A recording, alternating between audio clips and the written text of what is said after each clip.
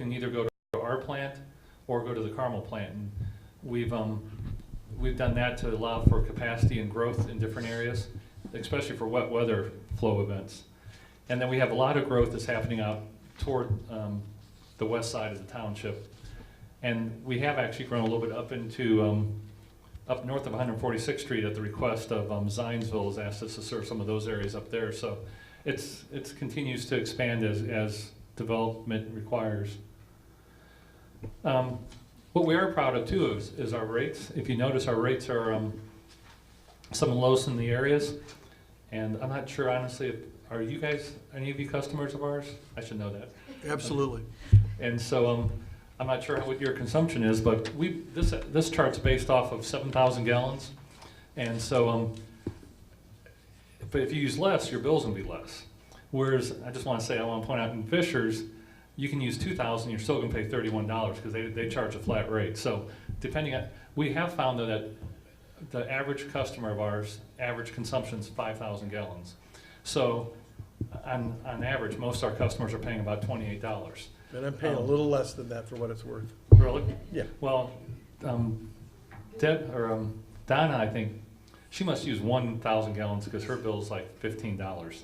I don't know what they do, but they don't use any water in her house. They must have a composting toilet or something, but. I don't know what. So we are, you know, our board has always said we don't want to be the cheapest because that's not, you want to be cheap, but we're most cost effective. We definitely, you know, every time there's discussion of a rate increase, we really want to justify why. And this actually shows our rate increases or decreases over the years. If you look back when the district was first founded, the rates were like in 1990, the rates were at $31.15. We actually had several years of decreases, which of course never made the paper. No one seemed to want to print it because there's no controversy there, so it went by the wayside. We have had some rate increases over the last 6 years though. We've done 5% rate increases, and that's really because our system has been aging, and that increase in cost has gone toward capital projects to upkeep the older system as the pumps have to be replaced and everything. So we have seen some increases there.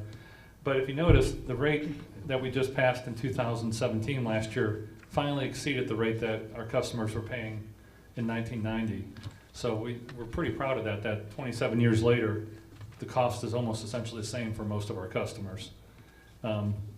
That's been something that our board looks at every year before we, you know, approve a rate increase, and you know, they're very frugal about that, especially as you're aware, another one of your appointees, Carl Mills, he's definitely the financial guy, and he wants to see every detail.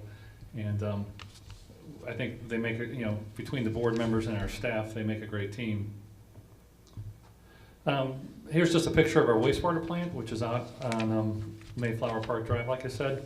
It is designed, well, the layout and future expansion will allow us to go to our full capacity when everything out west is developed. So we won't need any more property or anything. We'll be able to do it all at this site. One neat thing about this facility is that in 2009, we became a wildlife friendly habitat certified through the Indiana Wildlife Federation. And we did it for two reasons. One, we're an environmental company. We should be environmental green with what we do, and we had a lot of acreage out there. And we were spending at least one man day, 8 hours of work just cutting grass every week. And I thought, that's a lot of grass cutting, and why? And so instead we we had the wildlife, we worked with the Wildlife Federation, had designed and brought in prairie grass and wildflowers. And so that is now planted with that, and we actually have, it depends on the weather each year, but we've had so many flowers that a truck driver asked if he could put beehives out there. So we've had beehives, and he provides honey every year. He takes what he wants and gives the guys of the plant a couple jars to eat in their lunchroom, which is sort of interesting, honey from a wastewater plant, but it's actually saved us quite a bit of money not having to cut that grass. Plus it's a environmental friendly setup for us. We're actually hoping here, I haven't really talked much to the board yet about it, but we're hoping this year, because all the construction's done and everything's cleaned up because we had an expansion that we had completed, that we want to have an open house out there. And I first heard about it and I thought, who'd come to the wastewater plant for an open house? But talking to the utilities, it's remarkable how many people will show up if you have a food truck out there and providing balloons and food to people that come. So we're going to look at doing that later this summer. Just a little quick background on the funds. We've received no money from taxes or anything else. Everything is off of revenue from our customers and from new customers coming in. So as you can see here, we have an operating budget. These are funds as of January, so I just took our January summary and put it in here. But the operating funds balance was at $742,000. Interceptor fund, that's the fund that we collect from when people want to hook up and they have so many acres of land. They pay a fee per acre, and so the balance is sitting at $99,000 right now. Part of the reason that's a little bit lower than it has been in the past is we just completed, I'll show you here in a minute, but a $6 million force main project that consumed $6 million of that budget. So the other plant expansion fund, those are funds sitting in reserve for when we expand the wastewater plant this next time. Those are revenues that have come in from developers and builders. And so as we're building the capacity, we'll have that money. We won't have to borrow to make the next expansion. And then the operating reserve, that's a holdover from back when we had debt, when we had bonds. You have to have an operating reserve so they'll issue bonds to you. We've just never stopped it. We've always continued to hold right at 2.2 million in it for the whole year. So just in case anything unforeseen comes up, we have that money available. And then the reserve for replacement, that's also planning for like replacement of old pumps, old equipment. Sometimes a pump can be repaired, but sometimes it just fails completely. And so like our pumps at Lift Station 1, it can be an $800 or $80,000 pump. So we have some money there just in case any of them just have a catastrophic failure. And so overall, we have a little over $7 million in the bank right now, which we're happy to be able to say we're not in debt and we have money in the bank. And just a summary too is that we like to save our money, but we also spend it when we have to. So in the last 5 years, we've spent $31 million on capital improvement projects. Because sometimes people say, well, you have money because you don't do any projects. Well, $31 million in 5 years for a small utility, that's pretty substantial funds. Once again, with no debt, we took no bonds or anything to do that. And in the next 5 years, we're looking at $22 million of projects. You might say, well, how can that be with the numbers? Well, we base our development and our expansion off of growth around the area. So if we see growth coming in, as we get the funds, we'll build, and we have plans ready to go. We won't build ahead of time. We won't build it in case. There's been some utilities that have built thinking they're going to have growth, and then they don't. They have to raise rates on the current customers. That's what we schedule it so we're building as we need to. And one of the big benefits is right now we're sending 2 million gallons of flow a day to Carmel, essentially. So we have 1 million gallons of capacity that we can, as we have growth, collect those fees. We send more flow to them, and then we're able to build our plant and then switch the flow back over as we have more growth out to the west. That's a benefit of Lift Station 2 pumping both directions. It's one of those, we're a unique item, sometimes doesn't understand why we can do that, because most utilities can't pump 2 directions. It was just something unique that came up actually about 14 years ago when they did that at that lift station improvement. And this is the force main. You might have seen the disruption along 106th Street last year. Unfortunately, I have to tell you some of that was us. There were some other water mains being installed and other utilities, but we ran from Ditch Road all the way to the wastewater plant and put a 20-inch force main in the ground out there. So pretty substantial project, but it's over doubled our capacity going that direction. So it's been a great improvement. And with some luck and some other changes we're making, the last phase, which we're thinking is another $3 million phase, might not have to be done if we can get the capacity through the other force mains that we're seeing. It's always math when you design it, but when it actually in production, we put a lot more through it than the engineer said we should. So we're happy with the way it worked out. And just before, and I know Marilyn likes to say a couple words, but the last couple things I wanted to say was some of the recognitions we've received. The board, the staff, very professional staff, take a lot of, they really work hard to make sure we're complying with everything. And so we've received the laboratory award since 2006 every year for meeting lab requirements. The safety award since 2008. And we have actually had a lost time accident in almost 8 years now. So we, about 13 years ago, that we had some chronic problems, and we've really turned that around to where we're, you know, it's rare that we even have an accident, I mean, an injury, let alone an accident that is lost time. One thing that we've done a lot, and I don't know if you've seen our booth at Carmel Fest, but we always have a booth right by the Monon Trail at Carmel Fest. And then we also do the Carmel, or the Zionsville Fall Festival, and the Carmel Safety Festival each year. We set up a booth, we talk about, you know, the Carmel Safety Festival, it's more about safety and, you know, and what not to put down the sewer, don't want to cause things to back up or explode or anything. I was always surprised when we first started at the Carmel Fest who'd actually come to a booth about sewage, but it's remarkable. We typically have a line of people waiting to get our little handouts and spin the wheel. And through that, and as well as the community outreach we've done we have some of our employees have gone to elementary schools and middle schools and give presentations, they've done videos. And we submitted and were selected by our national association, the Water Environment Federation, in 2013 and received, it's really a national award because the president was from France or somewhere that year. So he actually gave our staff an award for outreach. And that was a pretty big deal because we're, you know, utility of 23 people, and we got a national award, which some of the, you know, larger utilities, you know, have never been able to receive. So we're very proud of that.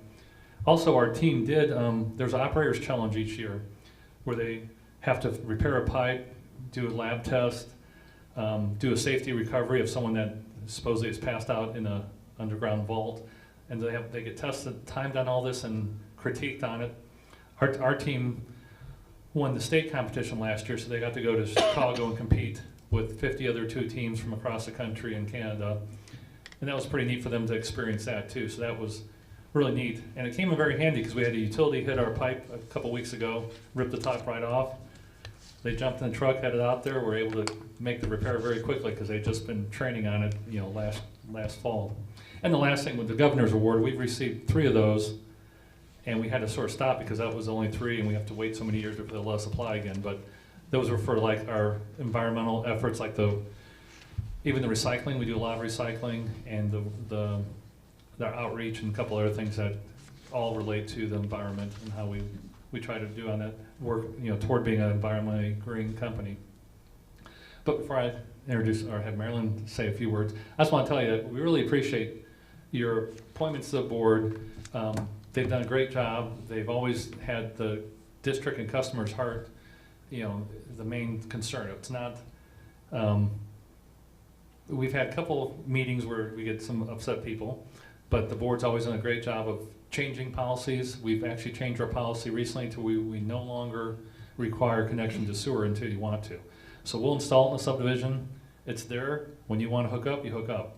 State law says you can make a customer connect within 90 days, but our board said there's not a reason to do that. We can afford to do it. We can put it in. It's a future investment. And that's changed a lot of our neighborhood problems because we were having you go in a neighborhood, 5 people need it, 10 don't want it. It gets controversial where now the 5 that need it can have it. The other 10 can wait 30 years if they want to. They don't have to hook up. So our board's been always very responsive. And but I just want to tell you how much I appreciate the great appointments you've given to our board. And with that, I'll let Marilyn, or you can use that one if you want to. Yeah, I'll do that one. Thank you. So it's on? Yes. Thank you. I want to just share with you that I personally feel very good about serving on this board, and I want to give you several reasons why I do, because I think that's as important as the money and everything else. Drew's built a staff there it's a great team. He started a little before I began serving, and I've seen a lot of good changes. Because as I'm sure you know, that matters because a company is only as good as its employees. They are the ones who do the work and who are the public face as they provide the services needed. It's impressive to watch how well this staff works together and pulls together, even informally, at like group lunch occasions. Nobody gives directions when it's time to quit and go back to work. But all of a sudden the room's just abuzz with everybody pitching in, getting everything put away, and it's just all done in no time at all. I wrote stuff down so I'd be as efficient as possible talking to you. I see high standards in providing service. A year or so ago, we had a joint meeting with several staff and board members, and it was great to hear so many employees express lots of pride and pleasure with what they were doing with their jobs. We had an outside small group leading us through some activities. Afterward, every one of them told me how really impressed they were with our staff and the pride the staff takes in their work. Staff routinely feels empowered to go above and beyond, even at times when the problem is under another entity's jurisdiction. They don't leave or don't hang up the phone until either the problem is resolved or the customer knows the next step they need to take, particularly if it's with somebody else that the problem is really with. A recent example is when staff helped a customer with a contractor who'd done some work and it needed redone, and our staff helped get that resolved so that it happened. Another thing I wanted to point out is standards and expectations are high in all areas.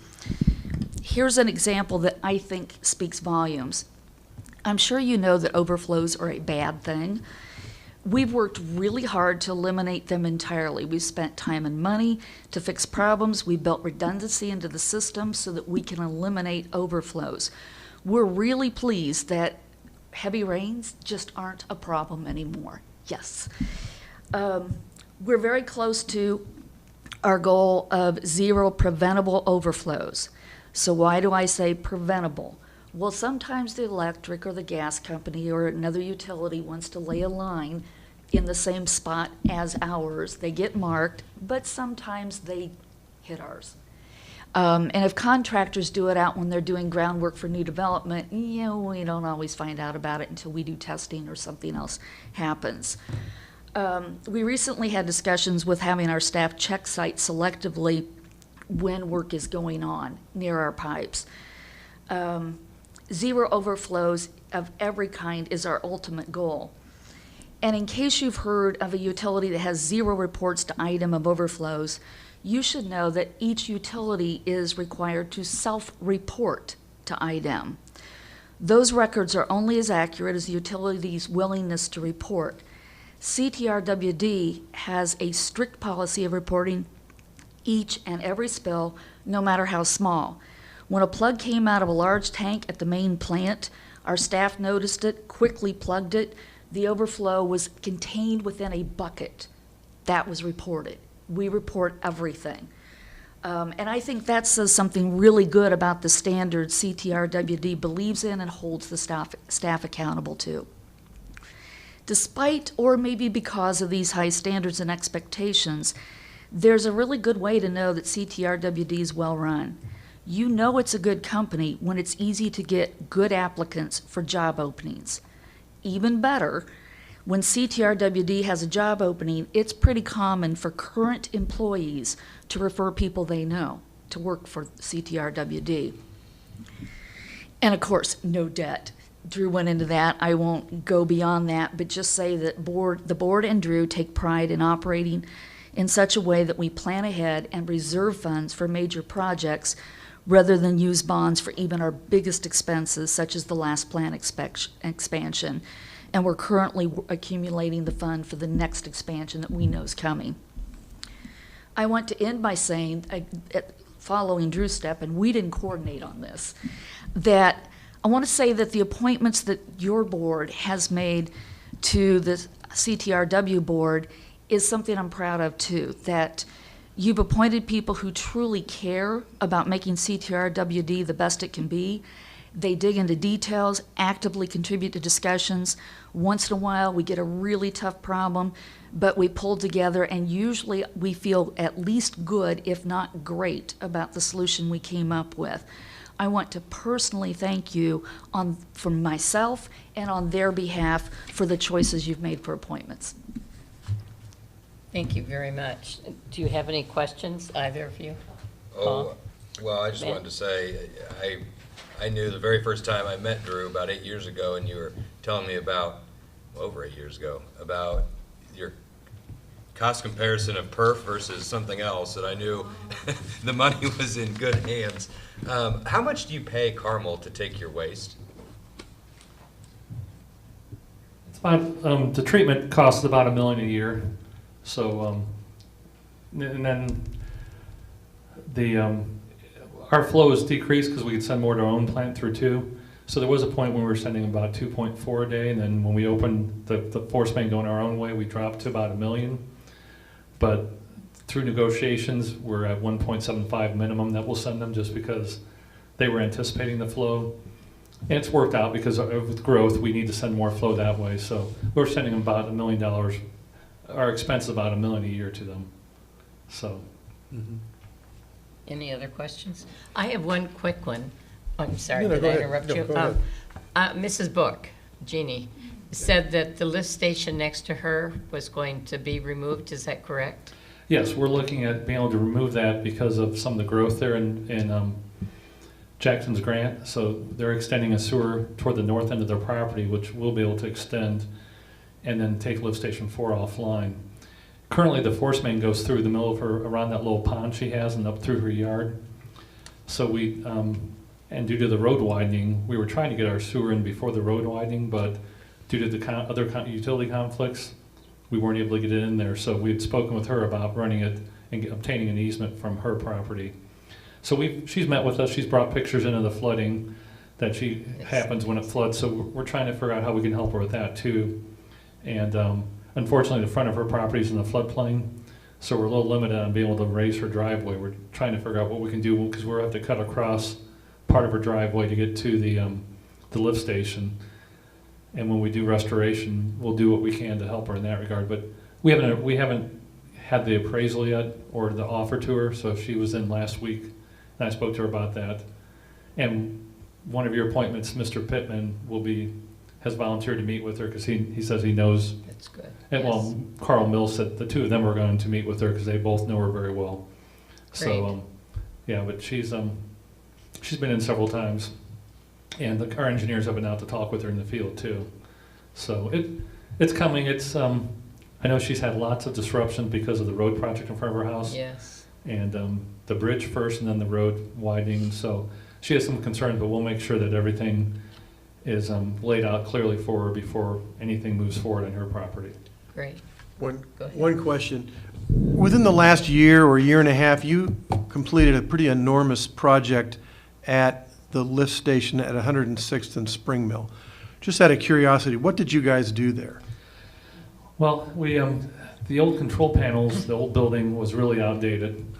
And with the newer pumps we had to put in for this force main that we were just finished this year, we had to pretty much double the size of the pumps. So we built a whole new control room there, put in much larger pumps, tore down the old control room, brought in a backup generator because those pumps are so large that the local power companies kind of get us backup energy that wasn't like $100,000 a year in contingency costs. So we figured it was cheaper to buy the generator. And then we also oversized the pipe along 106th Street the prior year to make it a larger pipe to handle future growth. And then put a splitter structure in to allow flow to be diverted different directions. So it was very substantial project, but it's like I said, now with what we're looking at, it might actually avoid a future $3 million project. And that's sort of what's happened with the lift station. We call it Lift Station 4, just north of Mrs. Book property. That was scheduled to be upgraded and enlarged at a cost of about $800,000 to $1 million. But with the Jackson's grant project and partnering with the developer, we paid for some oversizing in the lift station there to get our lift station 4 offline and remove that lift station. And it's actually deep enough to remove 3 other lift stations as development happens to the west of Jackson's grant. So we'll be able to take 3 maintenance. Lift stations have a lot of maintenance, and so we'll be able to take those 3 off, and it'll all go through the lift station at Jackson's grant in the future. So. Any other comments? And Excuse me. I want to speak to a few of your employees, and this is more for the board's information, because I deal with waste all over the state. And they've got Ryan Hartman and Wes Merkel as engineers, and when you do a project in Carmel that falls in their district, you have to submit the plans to city engineering, and then you also submit a set of plans to the waste district to make sure that they like what the design is and that it conforms with their standards and specs. And they turn around their plans faster than any department, sewage, utility, engineering, otherwise, in the state of Indiana. And that is so much appreciated by everybody in the engineering and construction side. And then what else they've got is, and I can't remember his last name, Eric, an inspector. Right. They self-inspect a lot of their work. So if somebody's doing a project and you're touching their line, you call them first, and they send somebody out. Usually, the only one I've dealt with is Eric, which is good. Some people might think that's babysitting, but when you do deal with standards and specifications all over, they start to all seem the same. And Eric is so knowledgeable. And if you're doing something wrong, he doesn't scold you. He just says, "Hey, in Clay Township or in this waste district, we do it this way. We need you to conform." And it's just really easy to work with you guys, and I appreciate that. We appreciate that. That's what we stress with our employees, and they're all very dedicated. And it's always a joy when I get a phone call from a resident that says, so and so came out last night, had a problem, and they were able to solve it. And like Marilyn said, one of our goals, if someone calls, our staff, we all work in this. This is our field. We deal with it every day. But when someone calls and says, "I have water next to my house, what is it?" It's most likely not us. It's most likely to be a drainage issue. But our staff knows that we go out and look at it anyway, because we're professionals in this field. So we can go out and tell them, well, it's not us, but it's a drainage issue. You might need to talk, depending on where they're at, the county surveyor or the city, or even their neighbor, depending on if it's sub-pump discharge. So we've stressed with them over and over. One example of that was a gentleman down on 106th Street had called several times about a manhole that was a bad dip in the pavement. He was really frustrated that we hadn't raised it. So he showed up in the office one day, and I was talking to him about it. He said, "Yeah, it's a bad dip right down across from the church down there on 106th Street." So I had one of the employees. I said, "Well, go with this gentleman and identify the manhole. And we'll make sure we get it raised." So he followed him out there, and they looked at it, and our employee had to point out it said AT&T on a telephone.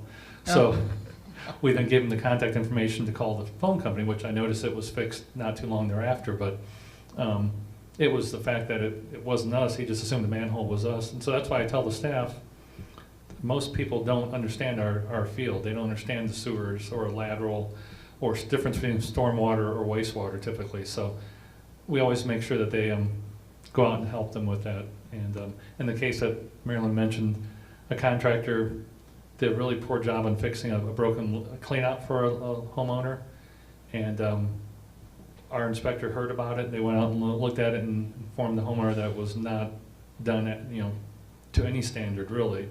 So worked with the contractor to make sure he went back out, even though it was on private property. We were her advocate because, the lady just didn't understand what should have been done. So that's something I'm very proud of with our staff, that they take that commitment seriously. Well, we thank you very much for the report and for coming tonight. We really appreciate it. Any other thoughts on that? The next order of business is financial questions from the board. Matt? I have none that haven't already been addressed. I have none either. And I don't either, so we'll go on to board comments. Paul? Well, I appreciate everybody's interest in trying to get Mr. Morris's questions answered. And Brian and Angie, and I know that when Doug gets back, he'll work as well. But Matt, I think you helped diffuse a situation tonight. So I appreciate everybody's interest in getting his questions answered. And I hope that we can start moving down the road to clarify that. Good. Matt? Well, I too want to second that we're glad to have you here to help us in times of need. And we also appreciate you for coming tonight, Drew. And we want very much to keep in contact.